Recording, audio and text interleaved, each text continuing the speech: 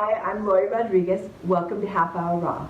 Thy word have I hidden in my heart that I might not sin against you, God.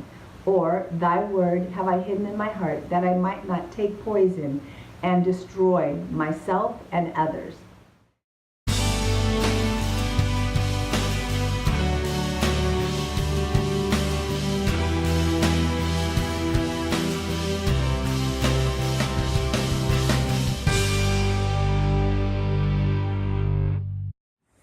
When I was a child, 6 years old, I could not wait to go to school.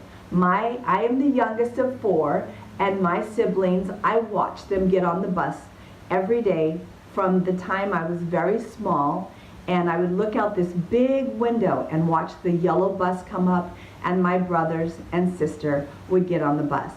I was so excited to do this. And so when my birthday came, April 30th, and I turned 6, I was so excited because I got all dressed up and all ready to go to school. And my mom said, "What are you doing?" And I said, "I'm getting ready to go to school because I can't wait." And of course my mom said, "Well, you don't go until the next year. Like when you turn 6, you have to wait." So my parents, back in the day, you did not have to go to kindergarten, and my parents, they opted out of that for me. So I didn't get to go to school until first grade. So the year passed and it's September and I'm so excited. First day of school, I cannot wait to get on that bus because I had seen my brothers and sisters get on. So here I was getting on that bus and I was so ready to learn. I just loved learning. And so here I am in school, and the teacher may or may not have given instructions. She probably did, but this was my first day and I had not gone to kindergarten, so I had no idea what the structure was.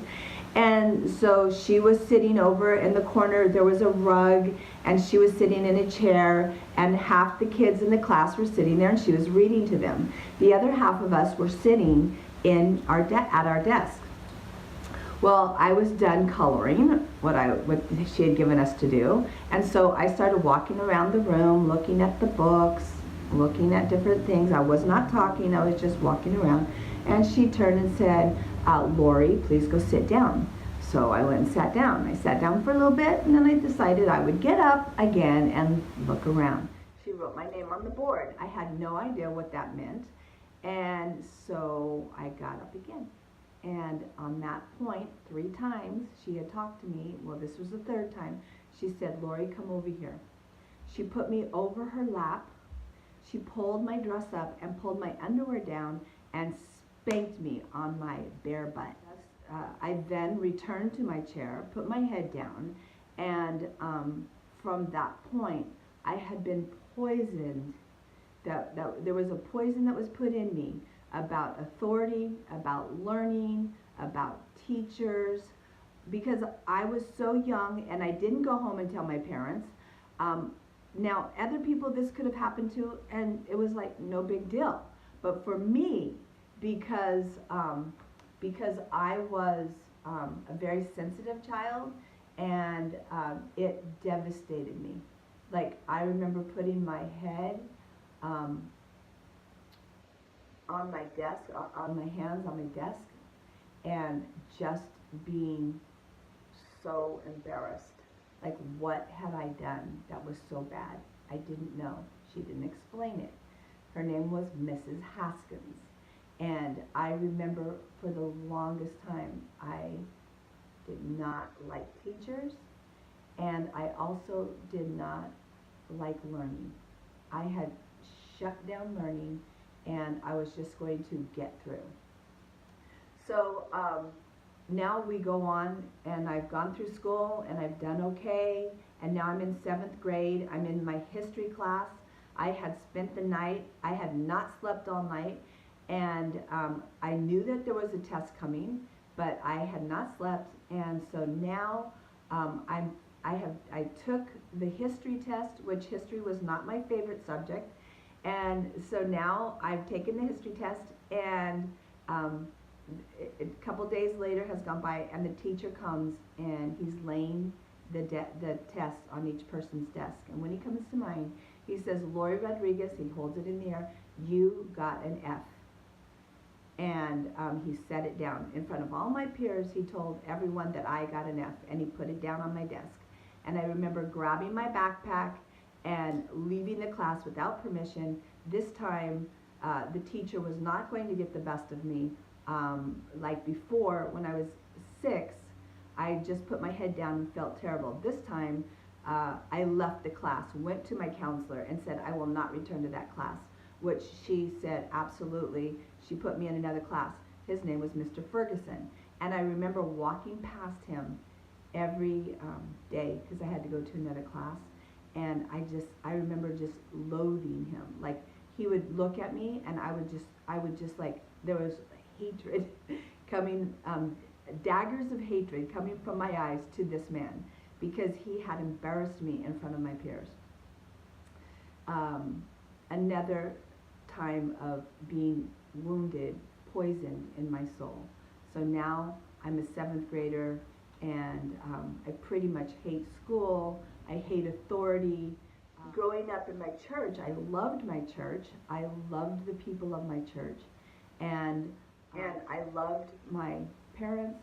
But in both places, my church and my parents were very religious, and so there was a lot of strict teachings and strict truth, and there was not a lot of grace. And so again, it hardened me, it poisoned my soul. So all of this is happening without me realizing it.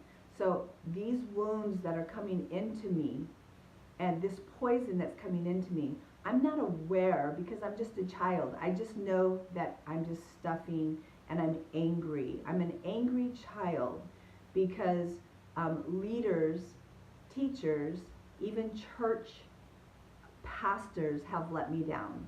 My parents, in a sense, have let me down. My parents were older, and so they pretty much just let me raise myself.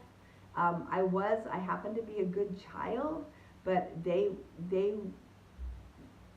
were 40 when they had me, and so therefore they were ready to retire when I was a teenager.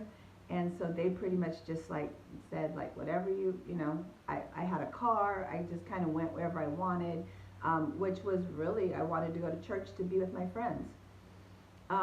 So now, let's go forward in the future to, maybe I'm 30, maybe I must be about 31, and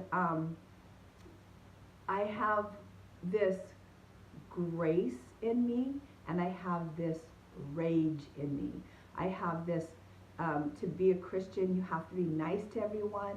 You have to let people take over your life if you need to help them. I had a friend who would call me maybe 5 to 10 times a day while I'm trying to be a mother of 3, and I would try to counsel and befriend her and help her, and yet I was needed to be with my children as well. I was homeschooling. So then there's this mixture in me, there's some poison in me that I'm unaware of. I don't know that it's there, but I just know that there's this rage in me that, like, I keep it at bay at all times, but there's just this anger, and I'm not sure where it's from, and I'm not going to deal with it because I don't know how. And I remember reading in a book about journaling and how important journaling was. I remember reading the book, Happiness is a Choice, and yet I wanted to be happy and joyous. I wanted to have the abundant life that Jesus talked about, and yet there was other stuff in me. There was this poison inside of me that I was unaware of. I just knew the effects of it, which was unhappiness, discouragement, anger, rage. But again, I just kept it at bay. I just kept it inside. Well, one time I sat down to journal, and I went, this is so ridiculous. This is what I'm journaling. This is so ridiculous. I don't know what to say. Blah, blah, blah. I hate journaling. And that's about what I did, because if you're not in touch with yourself, it's really hard to journal because you don't even, you're not aware of what's going on. And so I just kind of did that and let it go. Well, one night, it was about midnight, and I woke up and I was so angry, and I didn't know why I was so angry. And I began to journal. And as I journaled, I was writing out my emotions and what I was feeling. And all of a sudden, I am not kidding you, this other angry Lori, very full of rage, she started writing, and I'm like looking at that, I'm going like, where is all that coming from? Like, oh my gosh. And I'm writing, I'm angry with my teacher, Mrs. Snodgrass. I'm angry with my teacher, Mr. Ferguson. I'm angry with my parents for not always speaking the truth. I'm angry at my church for talking about rituals and religion rather than relationship. I'm just like, and I went through like 10 pages. And then I kind of put the book down and I went, oh my gosh, who is that person? And I'm telling that person, that the rage person is saying, I'm protecting you because you're so nice that you just let everybody walk all over you, the nice Lori. And the angry Lori is upset because the nice Lori is being taken advantage of, so therefore the angry Lori is being taken advantage of.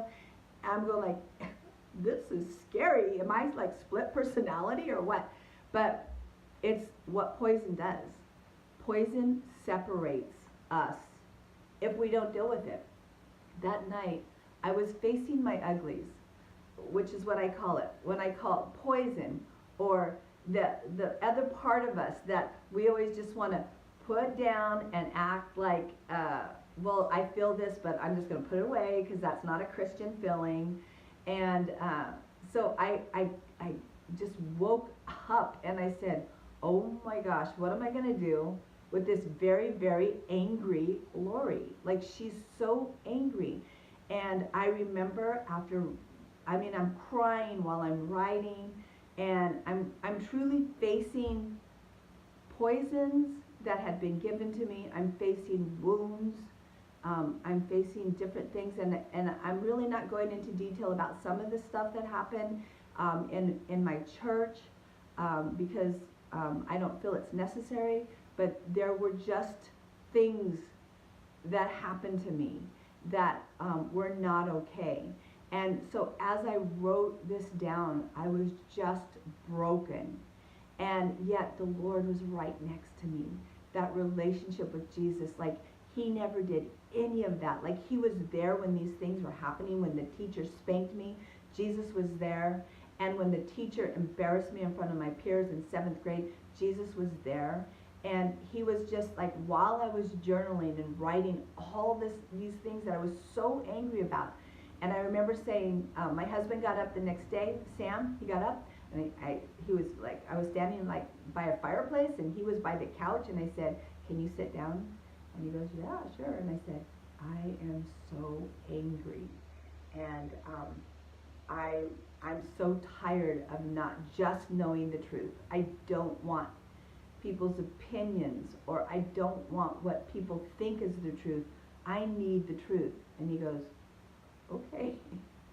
I had no idea what was going on, which is okay. But so from that point on, I told myself, you, Lori, are a truth seeker, and you will seek out truth. And from that point, I began to look at my uglies, like anything that had happened in my life where I needed to go back, and I wrote a letter to Mrs. Haskins, and I just told her, this was not okay that you did this. I did not understand what you did. I wrote a letter to my parents saying, like, parents, this was not okay, but you didn't even know about it because I didn't even know that it was okay to share it with you. And I wrote a letter to Mr. Ferguson and wrote, this is not okay what you did. And I never sent any of the letters, but writing them, and at the very end I said, I forgive you, Mrs. Snodgrass. I forgive you, parents. I forgive you, Mr. Ferguson. And let me tell you, the rage the poison that was in me began to leave. Did it leave completely? No, it didn't leave completely. Because I want to go back to Deuteronomy in the Old Testament. And I want to talk about how it took 11 days to get to the promised land. So from Egypt, crossing over the Red Sea, from that point, it was 11 days to get to the promised land, the land that Abraham had lived in. And Jesus and God the Father was sending them back 11 days. But it took the Israelites 40 years because they grumbled, they complained, they were poisoned, they had wounded souls, and they were not going to face it. They did not face their problems, and therefore 40 years of wasted time. And for me, it was 30 years of wasted time, of anger, of being poisoned, of not dealing with it. And there were times that I could have, because a lot of times in our worship, God begins, as we're worshiping God, God begins to tap on our heart and say, you know what? There's these things inside your heart that need to be dealt with. And in our worship, we go, oh God, we love you. You're so awesome and wonderful. Nope, but don't want to deal with that right now. Don't want to deal with it. And he goes, okay, take another lap. Just like the Israelites had to continue to take 40 years of laps because they kept complaining. They kept in a negative spirit. They kept being poisoned. And so therefore, they did not receive the healing that was there for them. They did not receive the promised land that was there for them. So that's us. Like, if we don't deal with our uglies, if we don't face things that happen to us, whether it happened to us or we did it to someone, those things have to be faced. If we don't face it, we don't get abundant life. And abundant life is when we just begin to just say, like, God, you're in control. Like, all through my life, I was co-shepherding. It's like, okay, and like, I think the last time I talked, or one of the times that I talked, I said, like, you know, God would ask me to do, like, he would say, like, will you give up your children to me? And I would say, like, no, I can't do that. So therefore, that's me co-shepherding. It's like God saying, like, give me your children, and just say, whatever happens, I'm going to trust you. And then I couldn't. But then at one point I said, yes, I will give you my children. I think the last thing that God asked me was in 2001 at Christmas, or 2000 at Christmas. He said, throughout my life, God said, will you suffer for me? And I would say, no, I can't. It's just too scary. And then again, it, like, you know, 3 years later, will you suffer for me? And I would say, no, like, I'm too afraid. Like, don't take my parents from me.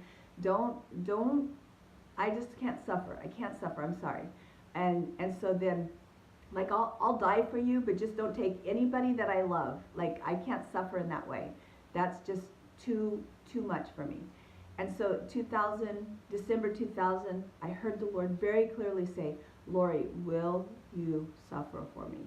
And I remember saying, yes, Lord, I will suffer for you. I've gotten to the place that I trust you.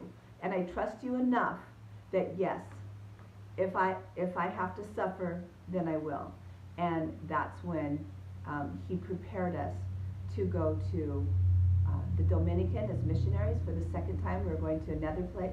We had gone to Romania, and now we're going to the Dominican, and suffer we did, because things came out that were very difficult to hear, of things that happened to our family, and it devastated us. And yet I had already I told the Lord, yes, we will, I will suffer for you. In that time that we were in the Dominican, my father passed away. And I had begged the Lord not to take my parents. But at this point, that was one of the things I released is, yes, if you need to take my parents, I release them to you. I will suffer in that way. So these are things that when we co-shepherd, we kind of hold on to things, or we don't want to look at the past, or we don't want to look at a wounded part of us, or there's a part that, like when I say wounded, it's like someone poisoned us, and there's a part of us that is wounded because we have been poisoned. And when I began to look at the things that had happened to me, I just faced them. I'm just like, I faced myself. I saw the things that I did to others, and I saw the things that others did to me. And when I began to face these things, when I began to say, I'm not going to co-shepherd, when I began to say, I trust you, Lord, and whatever's going to come into my life, I'm going to accept it, because I'm not going to co-shepherd. I'm not going to try to make you I'm not going to put boundaries on you, Lord. I'm going to let you do whatever you want in my life. And as I released and let go of things and forgave and asked forgiveness, then all of a sudden I understood what abundant life was. So why don't we have abundant life? Well, let's go to Deuteronomy 1 and 2.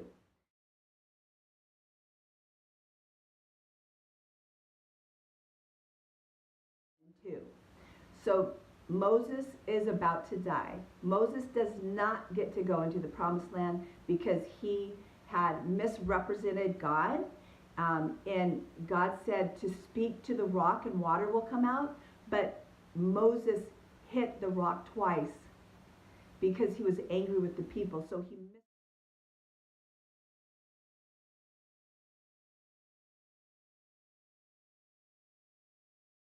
So he misrepresented God, because God at that point was not angry. He was just going to fulfill the needs of the people by just speak to the rock, and water will come out. And he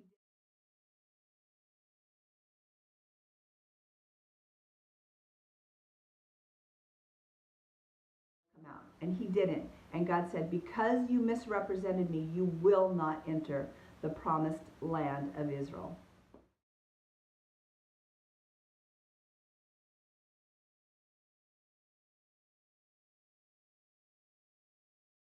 So Moses is now going to, like, if you want to know Exodus, Leviticus, and Numbers, and you just kind of want the cliff notes, Deuteronomy is the cliff notes of those three books.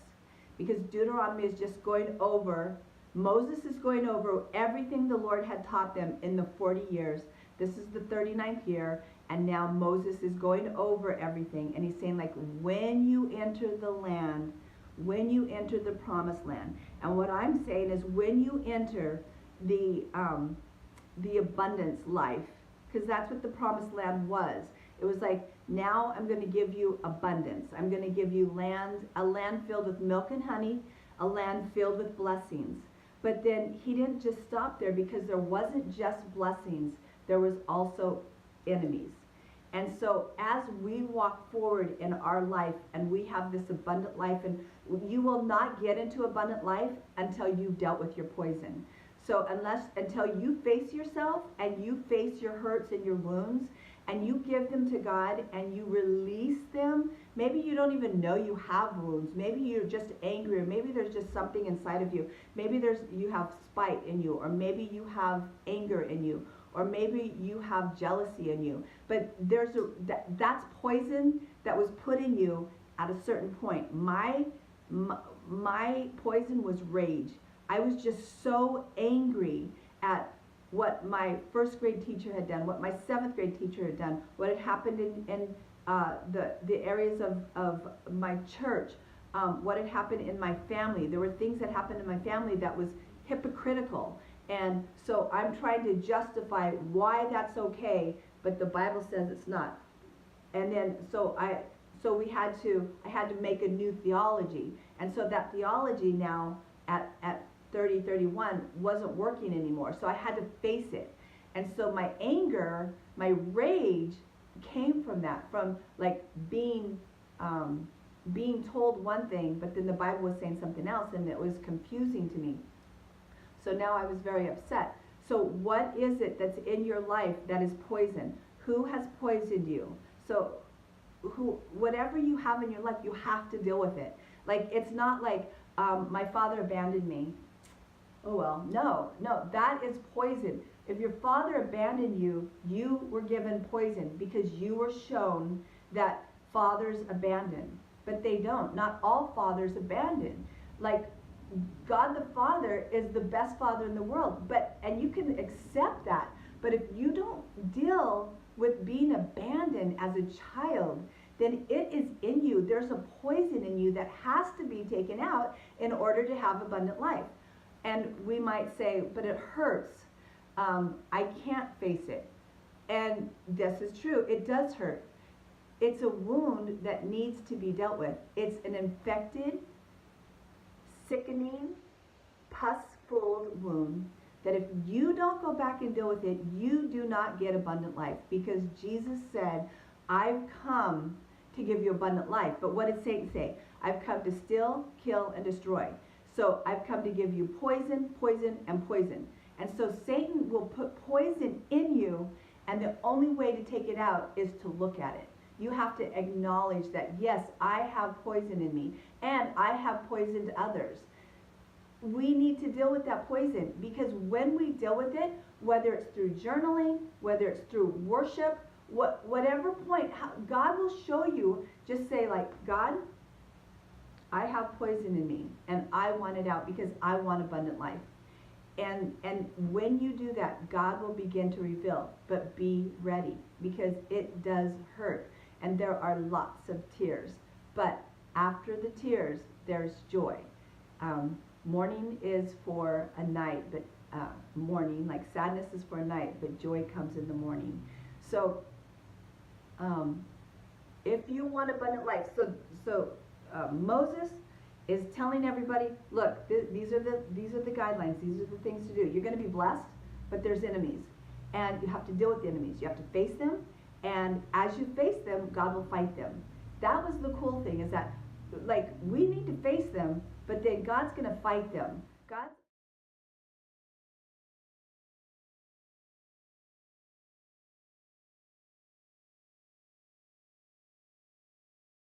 God's on our side. God says, I want the poison out of you. I don't want you to have a wounded heart. But you have to give it to me. And giving it to him means that we have to acknowledge it, and we have to look at it. And some of the uglies might be something that we did. Some of the uglies might be something that happened to us. But you have to look at the poison, and then you hand the poison to God, and you go like, I see this in my life, I don't like it, it's not okay, and I'm going to give it to you. And as you give it to God, God will direct your paths. And the thing that Moses said is, be a truth seeker. Like, choose to seek the truth. And as you seek the truth, God will lead you in the right path. But there will be things that you will have to deal with. Whatever is in you, it will come out in trial times. So if you're angry and something happens, and like you become very angry at someone, that someone was just a bump in the road, but the anger was like, let's think of a cup of coffee, and you have it in your car, and there's a bump in the road, and the coffee comes out because the coffee was in the cup. If somebody makes you angry, the anger is in you. Like, oh, they made me angry, but the anger is in you. They were the bump that made stuff come out of you. Jealousy, spite, whatever's in you, whatever poison, whatever you've been poisoned with is in you. And so when situations arise and you see yourself acting in a certain way, that's the poison that you have inside of you, that God has come to take on. He took on the poison for himself, and he wants to take on your poison. Come before the Lord in honesty and just really say, God, I want to face my uglies. I want to look at what poison I have in me, and I truly want to have it out of me, because that's abundant life. I'm telling you, there's different ways to deal with it, but to stuff it, there's if you stuff it and then you stuff some more, and that's what I kept doing, is I kept going like, I'm really angry, but I'm going to put it way down. I'm going to put my rage way down. I'm going to put it down. And then one time my daughter, Natasha, was at the piano, and she was like 6 years old, and she's playing the piano, and she's not doing it right, because part of my DNA is perfectionism. And I remember coming to her arm, to behind her and grabbing her arms and say, do it right. But I was so angry that I was just grabbing her arms, and I heard the Lord say, get your hands off her. And that's what happens when you begin to stuff, is that other people will feel, you'll give your anger to other people that don't deserve it. So, and I think that was the beginning of me searching out, why am I so angry? Like, what is going on? And when I began asking the questions, that's when the Lord began to reveal to me the poison that was in me, and how when I said, I mean, I knew the teacher did that, oh, it's no big deal. I knew the other teacher did it, oh, that's no big deal. But it was a big deal. It was a big deal to a very sensitive child. What are you full of?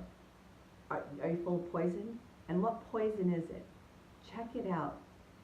You want abundant life. God wants to give you abundant life. I want you to have abundant life, because as you deal with your uglies, as you deal with the things that are popping out of your mouth and the things that are the attitudes you're having, that's poison. Our attitude should be that of Christ. We should have the mind of Christ. And when we're doing and saying things that we shouldn't be doing and saying, stop and say, why? Why is that in me? Why is that coming out of me? Why am I so angry? Why am I so strifeful? Why am I so sad? Why am I depressed? Those things are in you that you've been poisoned, and you need to get them out, and you need to face it. And it's called facing your uglies, and it's hard, and it takes courage, and I know you have it. One of the prayers that I pray all the time, I think from a teenager, I used to pray, Lord, help me. I want to give hope to the hopeless. I want to set your people free, because I saw so much bondage in the church, and I said, this is not okay. Bondage in the church is not okay. And I want to come against the enemy. Those three. I want to give hope to the hopeless. So the people that don't know Jesus, I want to bring them into the kingdom of God. For those who are in the kingdom of God, but they're bound up, I want to set your people free. And then I want to come against the enemy. If I'm doing the two, the third one's going to happen. We're going to come against the enemy. And I'm asking you to do the same thing. Ask the Lord, help me give hope to the hopeless. And God will show you what that means and what that is. And help me to come to set God's people free. That's just speaking the truth to people in love. Like right now, I'm speaking the truth to you in love. I love that I get to talk to you. Like some of the times I don't want to do this, but the Lord's asked me to do it, and I'm obedient to what He asked me to do. And if I can bring hope to the hopeless, or if I can set you free, if I can help set you free by speaking truth in love, then it's worth it all to me. And then we come against the enemy when we're just unified, when we're working together, when we're allowing love and connection to happen. So make sure you connect to people today. Make sure you look at your uglies. Get rid of the poison in your life. It's not there because God put it there. It's there because we have been poisoned. In our life, our souls have been wounded. And if you haven't dealt with your wounded soul, you will be a wounded soul hurting others. Because hurt people hurt people. Wounded people hurt people. We can't help it. It's just who we are. I was hurting Natasha by being wounded inside. And when I recognized that I was hurting an innocent person, that's when I went to the Lord and I said, what is wrong with me? And then that's what began my journaling, which I saw the two people. What did I do with the two people? I embraced them. Facing your uglies means that you're not, that's just who I was. It's the person that I was, and I embraced both of them together. And I put the angry Lori with the no boundaries, Lori, and I became balanced. Like God brought me together as a balanced person. But in Ecclesiastes it says, don't be overly wicked, don't be overly righteous. Take one and don't let go of the other. So you embrace who you are. You love who you are. That God has created you. And the challenge is going into the abundant life, going into the promised land that Moses was talking about. He was saying you're going to face enemies. Face enemies. Not run from them. Face your enemies. Go into your promised land. Go into your abundant life facing your enemies. And each time you face an enemy, God will fight that battle for you. That's the exciting thing about abundant life. You don't have to do it by yourself, but you have to do it. I truly want for each one of us to say, it is well with my soul. Not I have poison in my soul, not I have a wounded soul, but it is well with my soul, with my mind and my heart, with my memories from the past. Those things happened, but it's well with my soul because I've gone back, I've faced them, I've dealt with them, and I'm okay now. I have abundant life. I can deal with people that are rude and crude and mean because I don't have that inside of me anymore. That's all outside. So when people begin to say things, what's going to pop out of our coffee cup is joy and love and peace. And maybe confrontation that's our soul. And we want, when there's bumps, we want joy and love and peace. And maybe even confrontation to come out of that. Because now God said, speak the truth in love. So confront, but confront in love. And God bless you. May his face shine on you this week. May you have a week of confronting your past, confronting your wounds, pulling out the poison, asking God, God, please take the poison out of me. I don't want to have a wounded soul. And he wants to heal that. But you have to be willing and able to face the truth and face the poison. Say, I'm not going to deal with it. But you will deal with it, and it will be in a wrong manner if you don't face it yourself. Take the time to face the poisons that are in you. In the name of Jesus, may God bless you. God's will be done. God's kingdom come into your life this week. I love you. I'm Lori Rodriguez, and this is Half Hour Raw. I'll see you next week.